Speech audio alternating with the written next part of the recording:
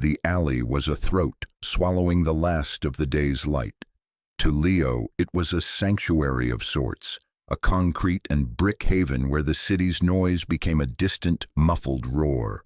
He was 13, though the lines of worry around his eyes and the set of his jaw suggested a much older soul. His home was a nest of cardboard and a threadbare blanket tucked behind a rusted dumpster, a space he had meticulously arranged for minimal visibility and maximum defensibility. Tonight, the air was sharp with the promise of a cold front, a damp chill that seeped through the layers of his worn hoodie and settled deep in his bones. He was sketching in a small, spiral-bound notebook, the graphite pencil his only real possession of value. He drew the world as he saw it, stark lines, deep shadows, and the hidden textures people usually missed. He was drawing the intricate pattern of cracks on the opposite wall when the sound of scuffling feet and a sharp, frightened gasp cut through the evening's quiet hum. Leo froze, his pencil hovering over the page. He was a ghost in this city, and ghosts survived by remaining unseen. His first instinct was to shrink deeper into the shadows, to pull his blanket over his head and disappear. But the sound came again, closer this time. It wasn't the usual noise of the city's lost souls, the slurred arguments or the desperate, hollow laughter. This was different. This was the sound of a predator cornering its prey. He peered around the edge of the dumpster, his heart a frantic drum against his ribs. 3 figures, teenagers older and bigger than him, had a little girl backed against the brick wall. She couldn't have been more than 7 or 8, with bright red ribbons in her pigtails that seemed to mock the grimy, threatening space she was trapped in. She clutched a book to her chest, her knuckles white. One of the boys, the clear leader with a cruel smirk, snatched the book from her grasp. "What's this? The little princess? You a princess?" he sneered, holding it just out of her reach. The other 2 laughed, a harsh, ugly sound that echoed in the narrow space. The little girl didn't cry. She stood her ground, her chin trembling but her eyes blazing with defiance. "Give it back," she said, her voice small but firm. Leo's entire being screamed at him to stay put. He knew these boys. They were hyenas preying on anyone they perceived as weak. He had seen them shake down other kids, had felt their menacing gaze slide over him more than once. Getting involved was a fool's errand, a direct invitation to a beating he couldn't afford. He needed his hands to draw, his legs to run. A broken bone could be a death sentence out here. Yet, as he watched the leader shove the little girl, making her stumble, something inside him fractured. It was the memory of his grandmother's voice, a warm, steady murmur from a life that felt like a dream. "Courage, Leo," she used to say, "isn't about not being afraid. It's about being afraid and doing the right thing anyway." He saw the fear in the girl's eyes, but he also saw her resolve, a mirror of the stubborn pride that kept him going day after day. She was alone. He was alone. In that moment, their solitude connected them. Before he could second-guess himself, before the cold logic of survival could reassert its control, Leo moved. He stepped out from behind the dumpster, his thin frame silhouetted against the alley's dim light. "Leave her alone," he said. His voice was rough from disuse, but it carried in the enclosed space. The 3 boys turned, their smirks replaced with expressions of disbelief, then amusement. "Look what we have here," the leader said, tossing the book from hand to hand. "Another stray. You want to be a hero, little man?" He took a step toward Leo, puffing out his chest. Leo didn't flinch, though every nerve ending screamed at him to run. He just stood there, a silent, unmoving sentinel, and placed himself between the boys and the girl. He didn't have a plan. He just knew he couldn't let them hurt her. He was a ghost. Yes, but even ghosts have lines they will not cross. He met the leader's gaze, his own eyes dark and steady. The alley grew quiet, the air thick with a tension that felt heavier than the coming rain. The moment stretched, a fragile thread about to snap, and in that charged silence, a choice had been made. He would not be invisible tonight. Leo's life had been a series of subtractions. It started with his parents, hazy figures he barely remembered, gone from his life in a car accident when he was 4. Then came the foster system, a cold and sterile labyrinth of temporary homes and indifferent caseworkers. For a few precious years there was an addition, his grandmother, a woman with flour on her apron and stories in her eyes, who fought to gain custody and finally brought him home. Her small apartment was the first place that felt real, a sanctuary filled with the smell of baking bread and the soft scratch of her pen as she wrote letters. She was the one who had given him his first sketchbook, who saw the world he built with lines and shadows and called it beautiful. "You have an artist's soul, Leo," she'd told him, her hand warm on his. "You see the truth of things." But 2 years ago, a sudden illness had taken her too. The subtraction was swift and brutal, leaving a void that swallowed all the light. He was returned to the system, but the warmth was gone. He was placed with a couple who saw him as a monthly check, their kindness a thin veneer over a chilling indifference. The other foster kids were territorial and cruel, and the loneliness was a physical weight. He learned to be quiet, to make himself small, to live in the margins.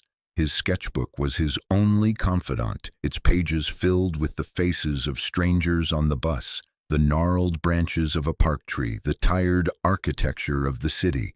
It was where he processed the world, where he could control the lines and shadows, even when his own life was in freefall.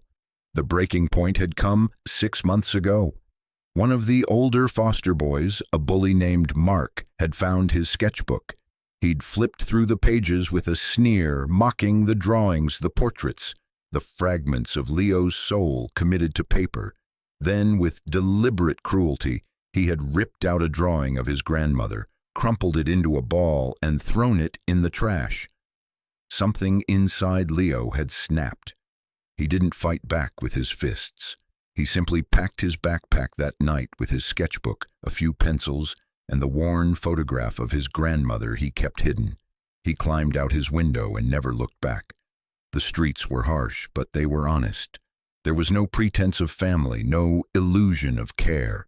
Survival was a simple, brutal equation.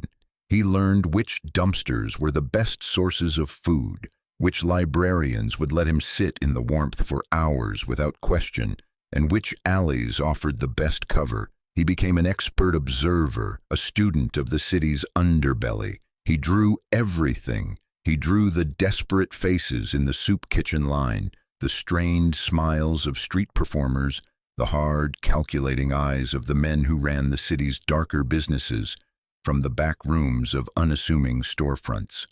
One of these men was a developer named Alistair Thorne, a man whose polished public image was plastered on billboards all over the city. Thorne was buying up entire blocks of the old district, promising revitalization and progress.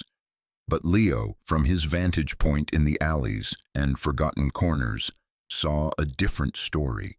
He saw Thorne's men, the same thugs who now cornered the little girl, intimidating shop owners who refused to sell.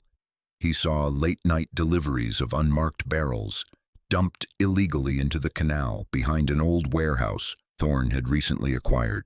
He drew it all, not with any sense of justice, but with the compulsive need of an artist to document the truth. His sketchbook was a secret history of the city's decay, a detailed record of the rot hiding beneath the shiny new developments. He didn't know what it was, not really, but he knew it was dangerous. These drawings were hidden in the back of his notebook, a silent testimony to a truth no one else seemed to see.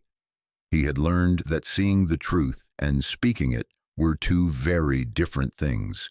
Speaking it got you noticed, and getting noticed was the most dangerous thing of all. The Sons of Odin were not what most people imagined when they heard the words motorcycle club. They were not outlaws, though they lived by a code that often stood apart from conventional society. Their clubhouse, a converted brick firehouse on the edge of the industrial district, was a place of order and discipline. The chrome on their bikes gleamed under the bare bulbs of the garage. Tools were hung in their precise places on the walls, and the scent of leather, oil, and strong coffee was a permanent part of the air. Their cuts, the leather vests bearing their club patch, a stylized raven with a Viking axe in its talons, were earned through loyalty, service, and an unwavering commitment to their brotherhood. Their president was a man known simply as Bear. He was broad-shouldered and bearded, with a presence that filled any room he entered, but his eyes, a surprisingly gentle blue, held a quiet intelligence and a deep-seated calm. Bear had been a Marine Force recon operator, a man who had seen the worst of the world and had decided to build a small piece of it that made sense. His code was simple. You protect your own, you stand your ground, and you never, ever turn your back on a child in need. This last rule was non-negotiable, etched into the very foundation of the club. Many of the members were veterans like him, men who had struggled to find their place in a world that no longer seemed to value their skills or their sense of duty. The club gave them a new mission: to be guardians for the community that politicians and police so often overlooked. Among the core members was Doc, a former combat medic who now ran a free clinic out of the clubhouse 2 days a week, patching up everyone from kids with scraped knees to old men who couldn't afford their prescriptions. He was the club's conscience, a voice of reason and compassion. Then there was Silas, a man who had traded a high-paying corporate law career for the freedom of the road and the clarity of the club's mission. He was their strategist, a man who could dissect a legal document as skillfully as Doc could set a bone. He was the one who ensured their actions, however unorthodox, remained on the right side of the law whenever possible. Their days were structured. Mornings were for maintenance, on their bikes, on the clubhouse, on themselves. Afternoons were for their legitimate businesses, a high-end custom motorcycle shop and a security consulting firm. Evenings were for brotherhood. They would gather, share a meal, and discuss the state of their community. They knew about the pressure being put on the old shop owners. They knew about Thorn, and they didn't like what they saw. They were watching, gathering information, waiting for the right moment to act. They were not vigilantes, they were protectors, and they understood the difference. They moved with a quiet purpose, a disciplined force that the city's underbelly had learned to respect and, in some cases, to fear. Their reputation was their shield and their sword. They were a known quantity. They did not start fights, but they finished them, and their definition of their own had a tendency to expand, especially when it came to the most vulnerable. They were a quiet rumble on the edge of town, a promise of order in a world that often felt chaotic, a brotherhood forged in shared experience and bound by a code as unyielding as the steel frames of their bikes. Tonight, that rumble was about to get a whole lot louder. The little girl, Lily, had been in the bookstore with her father. It was their weekly ritual. He'd get lost in the history section, and she would explore the magical worlds in the children's corner. Her father was Bear. Today she had found the perfect book, a story about a princess who was brave and kind. Lost in her excitement, she had wandered out the back door of the shop, which opened into the alley, wanting to show her father the beautiful drawing on the back cover. She hadn't seen the boys until it was too late. Now, standing behind the thin, silent boy, who had appeared out of nowhere, she felt a flicker of hope. He wasn't big, but he was solid, like a rock that had decided not to be moved. The leader of the thugs, whose name was Ricky, laughed again. "What are you gonna do, street rat? Squeak at me?" He shoved Leo. Leo stumbled back a step, but regained his footing, his eyes never leaving Ricky's. He didn't say a word. His silence was more unnerving than any threat would have been. It was absolute, a void that seemed to absorb Ricky's bluster. Ricky's frustration grew. He wanted a reaction, a cry, a plea. He got nothing. "Fine," he snarled, turning his attention back to Lily. "Maybe the princess needs a real scare." He took a menacing step toward her. In that instant, Leo reacted. He didn't throw a punch. He simply moved with a surprising quickness, grabbing the sketchbook he had dropped and holding it up. "I know who you work for," he said, his voice low and even. He flipped to a page in the back. It was a stunningly accurate and unflattering portrait of Ricky, leaning against a black sedan, taking a thick envelope from a man in a suit. In the background, the sign for Thorn Development was clearly visible on a nearby building. Ricky's face went pale. "Where did you get that?" he stammered, his bravado evaporating. "I see things," Leo said simply. It was a bluff, a desperate gamble. He had no idea if the drawing meant anything, if it was proof of anything illegal. He just knew it connected this thug to the powerful man whose name was whispered with fear in these parts. He was betting that the truth, even a small piece of it, was a weapon. For a moment, it seemed to work. Ricky and his friends exchanged nervous glances. They were just muscle, pawns in a much larger game. Getting noticed by the wrong people was not part of their job description, but then Ricky's fear curdled into anger. "You little freak," he hissed, lunging for the sketchbook. "You're gonna wish you stayed in your hole." But before he could reach Leo, a new sound filled the alley, a deep, guttural rumble that vibrated through the pavement and up into their bones. It grew louder, closer, a mechanical heartbeat that drowned out all other noise. A single, powerful headlight cut through the gloom, pinning the three thugs in its bright, unforgiving glare. A massive motorcycle, all black steel and gleaming chrome, had pulled up to the mouth of the alley, blocking their only exit. The engine cut off, and in the sudden ringing silence, a pair of heavy boots hit the asphalt. Bear swung his leg over his bike. He didn't run. He didn't shout. He just walked toward them, his steps slow and deliberate. He was a mountain of a man, his leather cut stretched tight across his broad back. His gaze swept over the scene, the terrified faces of the thugs, the defiant stance of the small boy, and his daughter, Lily, standing safely behind him. His eyes, which could be so gentle, were now chips of ice. He stopped a few feet away, his shadow falling over all of them. "Lily," he said, his voice a low growl, "are you okay?" "I'm okay, Daddy," she whispered, her eyes wide. "He helped me." She pointed a small finger at Leo. Bear's gaze shifted to Leo, taking in the worn clothes, the smudges of dirt on his face, and the fierce, protective set of his jaw. He saw the sketchbook clutched in the boy's hand. He saw the courage. Then his eyes moved to Ricky. He didn't need to raise his voice. He didn't need to make a threat. He just looked at him. "You have something that belongs to my daughter," he said, his voice perfectly level. Ricky, trembling, held out the book. Bear took it and handed it to Lily without taking his eyes off the boy. "And you seem to have a problem with picking on people smaller than you." The confrontation was a study in stillness. Bear didn't move a muscle, yet he controlled the entire space. He was the center of gravity, and the three thugs were just satellites caught in his pull, their orbits decaying rapidly. Ricky, trying to reclaim a shred of his shattered authority, puffed up his chest. "We were just having some fun. This ain't your business, old man." The words were a mistake. The air grew colder. Bear took one slow step forward. The two other boys instinctively took a step back, their eyes darting toward the blocked alley entrance, looking for an escape that wasn't there.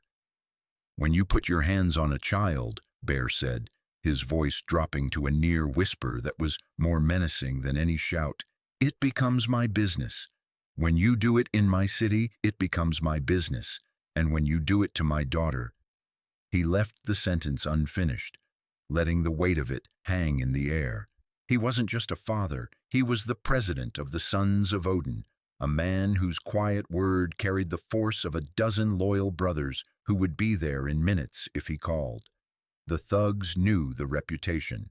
They knew the patch on his vest. They had chosen the wrong alley, the wrong child, on the wrong day.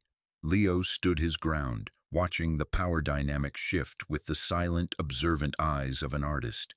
He saw the false bravado in Ricky's posture, the way his shoulders were hunched despite his attempt to look tough. He saw the genuine fear in the eyes of the other two, who were already mentally disassociating from their leader. And he saw Bear. He saw the absolute control, the lack of any wasted motion or emotion. It was a kind of strength Leo had only ever seen in his grandmother, a quiet, immovable certainty. Bear's gaze flickered back to Leo. He held out his hand. "The notebook," he said, his voice not a command, but a request. Leo hesitated for a fraction of a second. The sketchbook was his life, his memory, his only shield. Handing it over felt like surrendering a part of himself, but looking into Bear's steady eyes, he felt an unfamiliar flicker of trust. He placed the book in the man's large, calloused hand. Bear flipped it open to the page Leo had shown Ricky. He studied the drawing, his expression unreadable. He saw the detail, the license plate on the car, the specific cut of the suit on the man handing over the envelope, the subtle expression of unease on Ricky's face, all captured with a skill that was startling. He then flipped through a few more pages, his eyes widening slightly as he saw the sketches of the barrels being dumped into the canal, the drawings of shopkeepers being threatened, all meticulously dated and annotated in a small, neat script.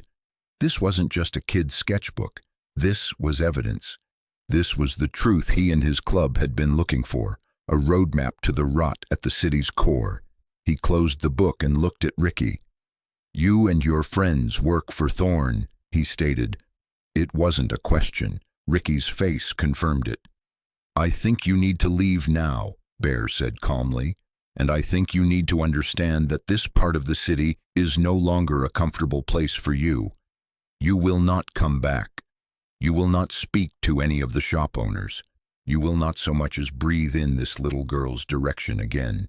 Am I clear?" Ricky, defeated, could only nod, his throat too tight to speak. "Go," Bear said. The single word was a dismissal, an execution of their presence. The three of them practically fell over each other in their haste to squeeze past the motorcycle and disappear into the night. The alley was suddenly quiet again, the only sounds the distant city traffic and Lily's soft breathing. Bear knelt, his large frame seeming to fold in on itself until he was at eye level with his daughter. "You were very brave, little bird," he said softly, smoothing her hair.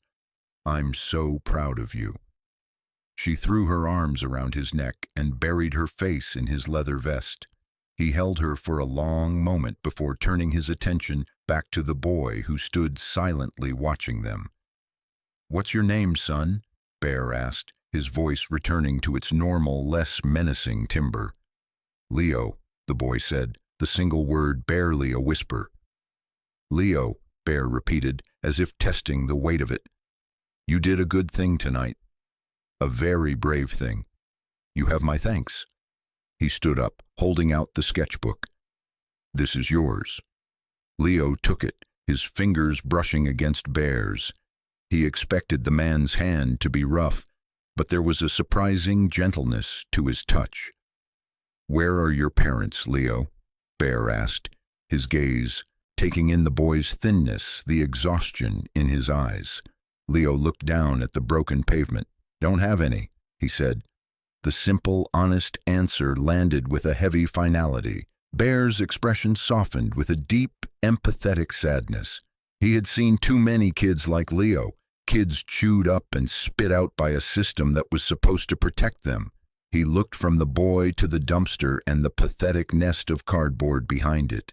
He understood. "You hungry?" Bear asked. Leo looked up, surprised by the question. He was always hungry. He gave a small, almost imperceptible nod. Bear smiled, a rare, genuine smile that crinkled the corners of his eyes. "Good," he said, "because our cook makes a chili that'll change your life. Come on, you're with us now." He placed a heavy, comforting hand on Leo's shoulder and guided him toward the gleaming motorcycle. For the first time in a very long time, Leo didn't feel like a ghost. He felt seen. And as he walked out of the alley, leaving the shadows behind, he felt the first tentative stirrings of something he thought he had lost forever. Hope. The Sons of Odin clubhouse was a fortress of warmth against the encroaching night. Inside, the roar of bikes was replaced by the low hum of conversation, the clink of glasses, and the rich smell of simmering chili. Leo followed Bear through the main room, feeling the eyes of a dozen leather-clad men on him. He instinctively hunched his shoulders, trying to make himself smaller, but Bear's hand remained on his shoulder, a silent declaration of protection. No one said a word, but a path cleared for them toward a large, worn oak table in the back. Bear sat Leo down and placed a steaming bowl of chili and a thick slice of cornbread in front of him. "Eat," he said simply. Leo ate. He ate with the ravenous, single-minded focus of someone who never knew where his next meal was coming from. He didn't notice Doc slide into the seat next to him, placing a small first aid kit on the table. "You've got some scrapes on your knuckles," Doc said quietly. "Mind if I take a look?" Leo, his mouth full, simply held out his hands. Doc cleaned and bandaged the raw spots with a gentle, practiced efficiency. When Leo had finished, Bear sat across from him, Silas joining them. The sketchbook lay on the table between them. "Leo," Bear began, his voice serious but not unkind. "What you have in this book, it's important. Can you tell us about it?" Leo was hesitant. Trust was a foreign currency, one he had long since run out of. But the warmth of the food, the quiet kindness of the man who had patched his hands, and the unwavering steadiness in Bear's eyes made him reconsider. He opened the book to the section in the back, the part he kept hidden. He pointed to the drawings one by one, his voice gaining a little more strength as he spoke. "This is Thorne's foreman, Mr. Henderson. He's the one who pays them." He pointed to the sketch of Ricky taking the envelope. "They do it every Friday behind the old cannery." He turned the page. "These are the barrels. They bring them in late at night in a truck with no markings.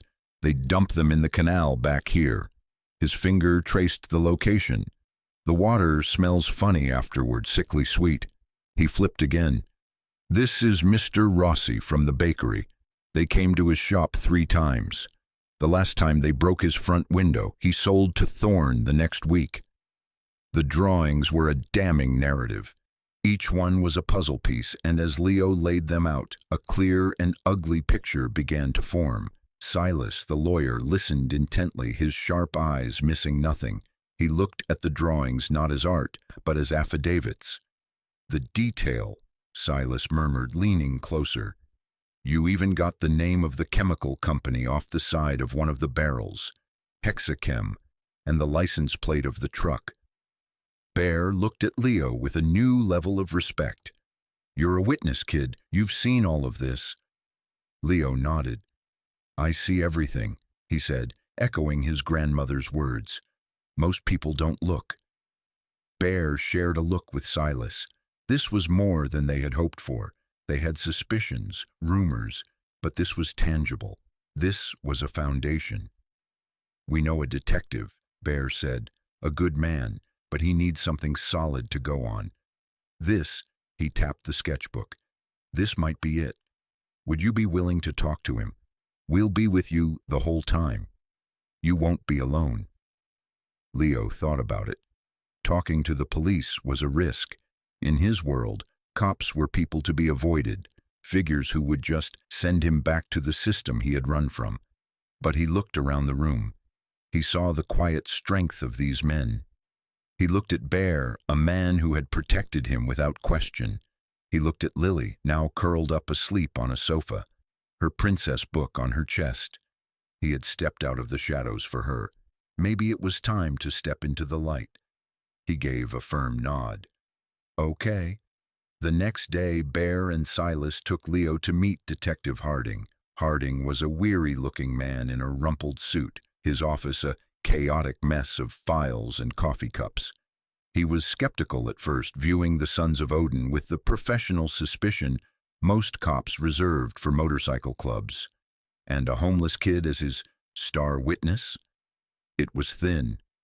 "Look, Bear," Harding said, running a hand through his thinning hair. "I appreciate you bringing this to me. But drawings from a kid? Thorne will have his high-priced lawyers tear this apart in 5 minutes. "Just look at them," Silas insisted, pushing the sketchbook across the desk. "Look at the details." Harding sighed and opened the book. He started to skim, but then he slowed down. He saw the license plate number. He saw the name Hexachem. He saw the face of Mr. Henderson, a man he knew was Thorne's right-hand man. He stopped on the drawing of Mr. Rossi's broken bakery window. He had taken that report himself. The official story was vandalism, random teenage delinquents. But the date in Leo's sketchbook matched the date of the report perfectly. Harding looked up at Leo, really looked at him for the first time. "Son, did you actually see them dump those barrels?" "Yes, sir," Leo said. 4 times, always on a Tuesday after midnight." Harding leaned back in his chair, a new light in his eyes. The specificity was what got him. A liar would be vague. This kid was a human camera. "The license plate on that truck," Harding said, tapping the drawing. "You're sure about that number?" "JX47A1, Leo recited from memory. Harding picked up his phone and made a call. He read the plate number to the person on the other end. He listened for a minute, his eyes widening. "Thank you," he said, and hung up. He looked at Bear and Silas. "The truck is registered to a shell corporation, one that's owned by another shell corporation. But the address on the registration? It's a warehouse owned by Thorne Development." It was the first solid link. It was the thread that could unravel everything. Harding closed the sketchbook and slid it back toward Leo. "I'm going to need to make copies of these pages," he said, his voice now charged with purpose. "And I'm going to need you to give a formal statement, Leo, but not here, somewhere safe." He turned to Bear. "I know you guys have your ways, but this is a police investigation now. Thorne is dangerous. The kid is a target. He needs to be protected." Bear nodded grimly. "That's why we're here, Detective. He's under our protection. Thorne won't get near him." The alliance was forged in that messy office, a pact between the lawman and the Brotherhood, united by the quiet courage of a boy who saw the truth and dared to draw it. The gears of justice, long rusted and slow, had begun to turn, lubricated by the graphite of a young artist's pencil. The investigation, sparked by Leo's sketchbook, began to move with surprising speed. Detective Harding, armed with specific dates, names, and locations, started pulling on the threads. He obtained a warrant to place a surveillance team on the warehouse Leo had identified. On the following Tuesday, just after midnight, they filmed Henderson overseeing the loading of barrels onto the very truck Leo had drawn. They followed the truck and documented the illegal dumping. Harding's team then discreetly collected water and soil samples from the canal, which were rushed to the state lab for analysis. Harding and his partner also began quietly re-interviewing the shop owners in the district. With the implicit, unspoken backing of the Sons of Odin, who had made their protective presence known with quiet rides through the neighborhood, people started to talk. Mr. Rossi, the baker, his voice shaking, finally admitted that his window hadn't been broken by random vandals. It was Ricky and his crew delivering a message from Thorne. Others came forward with similar stories of intimidation, threats, and lowball offers, they felt they had no choice but to accept.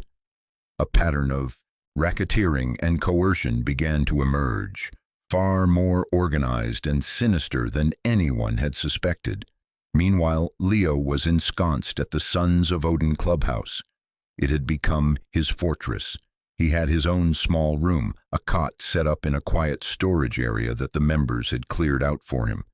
For the first time in months, he slept with a roof over his head, a locked door, and the comforting rumble of men he trusted just outside. He ate 3 meals a day, and Doc made sure he was taking vitamins. He spent his days sketching, but now he drew different things. He drew the intricate workings of a motorcycle engine, as one of the members patiently explained it to him. He drew portraits of the bikers, capturing the stories in their weathered faces. He drew Lily laughing as she played with the club's scruffy mascot, a dog named Odin. His sketchbook began to fill with images of life, not just survival. The public reckoning began not with a bang, but with a leak. A junior officer, outraged by what he was seeing, tipped off a local investigative reporter, a woman named Sarah Jenkins, who had a reputation for tenacity. Jenkins started digging. She connected Thorne's development projects with the sudden, simultaneous sale of dozens of small businesses. She filed public records requests and uncovered the web of shell corporations. Her first article, Progress at a Price, ran on the front page of the city's newspaper. It detailed the allegations of intimidation without naming sources, but the implication was clear. Thorne, arrogant and insulated by his wealth, responded with a televised press conference.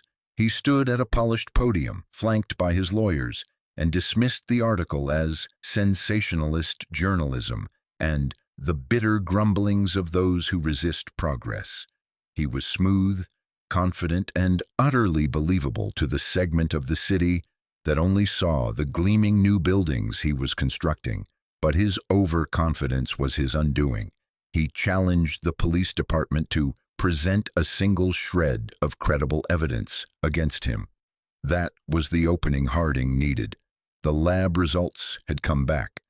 The barrels contained a cocktail of toxic industrial waste, including high levels of hexavalent chromium. It was a massive environmental crime, on top of everything else. Armed with the surveillance footage, the chemical analysis, and a dozen sworn statements from frightened business owners, Harding got his warrant. The next morning, as Alistair Thorne was sitting down to breakfast in his penthouse apartment, a SWAT team breached his door. Simultaneously, police units raided the offices of Thorne Development, seizing computers, files, and records. Henderson was arrested at the warehouse. Ricky and his crew were picked up in a series of coordinated, early morning raids. The news exploded across the city. The story of the powerful developer brought down by a secret investigation was captivating. The community, once cowed into silence, found its voice. A rally was organized in the old district, not in protest, but in support of the shopkeepers who had spoken out. Hundreds of people showed up. Mr. Rossi stood on a makeshift stage, his voice filled with emotion, and thanked the anonymous sources who had brought the truth to light. From the edge of the crowd, several members of the Sons of Odin watched, their arms crossed, their faces impassive. They weren't there for credit. They were there to make sure everyone stayed safe. The public tide had turned. The skeptics were silenced, and the silent observers began to speak up. The city was waking up to the rot that had been festering in its heart, a rot exposed by a boy with a pencil and the courage to draw what he saw. The legal battle was everything Harding had predicted, a drawn-out, brutal affair. Thorne's legal team was a pack of sharks, attacking every piece of evidence, every witness, every step of the police procedure. They filed motion after motion to have the case dismissed, painting Thorne as a pillar of the community being persecuted by overzealous police and a biker gang with a grudge. They tried to discredit the shopkeepers, portraying them as failed business owners looking for a scapegoat. Their primary target, however, was the anonymous child witness they referred to as John Doe. They filed a motion to have his testimony thrown out, arguing it was unreliable and coerced. Silas, working pro bono with the district attorney's office, anticipated this. He argued that Leo's testimony was not only credible, but was the foundational evidence upon which the entire case was built. The judge, a stern, no-nonsense woman named Eleanor Vance, agreed to hear the testimony in a closed session to determine its admissibility and to protect the identity of the minor. The day Leo had to testify was overcast and gray. Bear and Silas drove him to the courthouse. Bear had bought him a new, simple button-down shirt and trousers. "You don't have to be anyone but yourself, Leo," Bear told him in the car. "Just tell the truth. It's the most powerful thing you have." In the quiet, wood-paneled courtroom, with only the judge, the lawyers, and a court stenographer present, Leo felt small. Thorne was there, sitting at the defendant's table, his polished facade looking strained. He tried to lock eyes with Leo, to intimidate him, but Leo looked away, focusing instead on Judge Vance. The DA, a young, earnest woman named Maria Flores, was gentle in her questioning. She simply asked Leo to describe what he had drawn. Using the copies from his sketchbook, Leo walked them through the events he had witnessed. He didn't use dramatic language. He spoke in the simple, declarative sentences of an observer. "I saw them put the barrels in the water. I saw the man give Ricky the money. I heard him tell Mr. Rossi he should sell before he had an accident." Thorne's lead attorney, a slick man named Peterson, was ruthless in his cross-examination. "You're a runaway, aren't you, son? You live on the streets. You steal to survive, don't you?" "I don't steal," Leo said, his voice quiet but firm. "So you expect this court to believe that you, a homeless child, just happened to be in all these specific places at all these specific times to witness these alleged events?" Peterson sneered. "I don't go to many places," Leo replied, looking at the judge. "I stay where people don't see me, and when you're still, you see a lot." The turning point came when Peterson tried to discredit the drawings themselves. "These are just doodles, aren't they? Fantasies of a troubled boy." He held up the drawing of Henderson paying Ricky. "How could you possibly have seen this level of detail in a dark alley?" "There was a light on over the door," Leo said, "and I remember faces and the way people stand when they're scared or when they're lying." He paused, then looked directly at Thorne. "He stands like that, like he owns everything, but he's afraid he's about to lose it." The courtroom was silent. Thorne flinched, a barely perceptible tightening of his jaw, but Judge Vance saw it. In the end, the judge not only ruled Leo's testimony admissible, but also commended his bravery. Her decision broke the back of Thorne's defense. Faced with the prospect of Leo testifying in open court, combined with the irrefutable scientific evidence from the canal and the corroborating testimony of a dozen other witnesses, Henderson, the foreman, cracked. He took a plea deal, agreeing to testify against his boss in exchange for a reduced sentence. The trial was a formality after that. Thorne was found guilty on multiple counts: racketeering, extortion, illegal waste disposal, and witness tampering. The judge made an example of him, sentencing him to the maximum term allowed by law. As he was led from the courtroom in handcuffs, his expensive suit rumpled and his face a mask of disbelief. He was no longer a titan of industry. He was just a criminal. Justice, in this case, hadn't been blind. It had been delivered because someone had been willing to see. Leo watched it all on the news from the safety of the clubhouse, sitting between Bear and Doc. He felt a quiet sense of finality. The lines he had drawn had become the bars of a cage.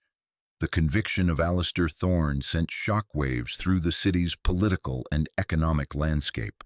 It was more than just the downfall of one corrupt man. It was a catalyst for systemic change. The most immediate legacy was the creation of the Old District Preservation Ordinance, a piece of legislation championed by a newly emboldened city council.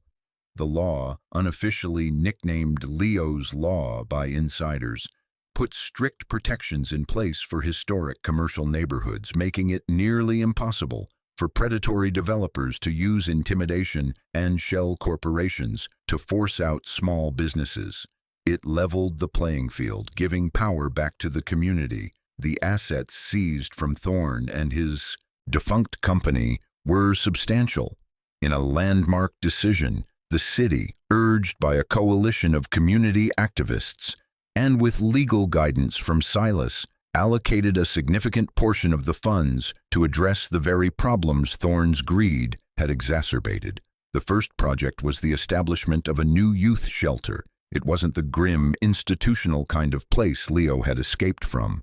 This one was different. It was designed with input from social workers, child psychologists, and anonymously from Leo himself. It was named the North Star Haven, and it offered not just a bed and a meal, but counseling, educational support, and creative arts programs. A whole wing was dedicated to art therapy, stocked with sketch pads, paints, and clay, a testament to the healing power of creation. The case also threw a harsh spotlight on the failures of the local foster care system. The social worker assigned to Leo's old case, a woman named Ms. Albright, was deeply affected by his story. She used the publicity to advocate for reform from within. She spearheaded a new initiative that drastically reduced caseloads for social workers and implemented a child advocate program, pairing every child in the system with a trained volunteer mentor whose sole job was to be a consistent, supportive presence in their life. The goal was to ensure no child would ever feel as invisible and unheard as Leo had. The Sons of Odin found their role in the community transformed as well. No longer seen by many as a fringe group, they became recognized as the quiet guardians they had always been. They formalized their community watch, working in cooperation with Harding's precinct to keep the old district safe. They started a mentorship program at the local community center, teaching at-risk teens mechanics and self-defense, offering a path of discipline and respect instead of the dead-end street offered by gangs.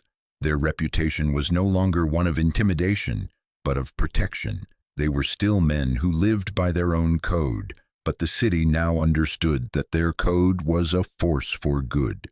The ripples spread outward, a testament to how one small act of courage could reshape a city. Mr. Rossi's bakery thrived, becoming a symbol of the district's resilience. The canal was cleaned up, the toxic sludge removed in a massive environmental effort, and the waterfront began to be reclaimed by nature and the community. The changes were not loud or sudden. They were quiet, incremental, and lasting. They were in the new family-owned businesses opening up, in the laughter of kids at the North Star Haven's art studio, in the feeling of safety that settled over the old brick streets after sundown. The world had been made safer not by a single grand gesture, but because a boy had paid attention and a brotherhood had listened. A year passed. The seasons turned, and the raw edges of the past began to soften. Leo was no longer a ghost. He was a son. Bear and his wife, Sarah, had officially adopted him. The long, arduous process had been navigated by Silas, and the final hearing was a quiet, emotional affair. Leo now had his own room, not in the clubhouse, but in Bear's home.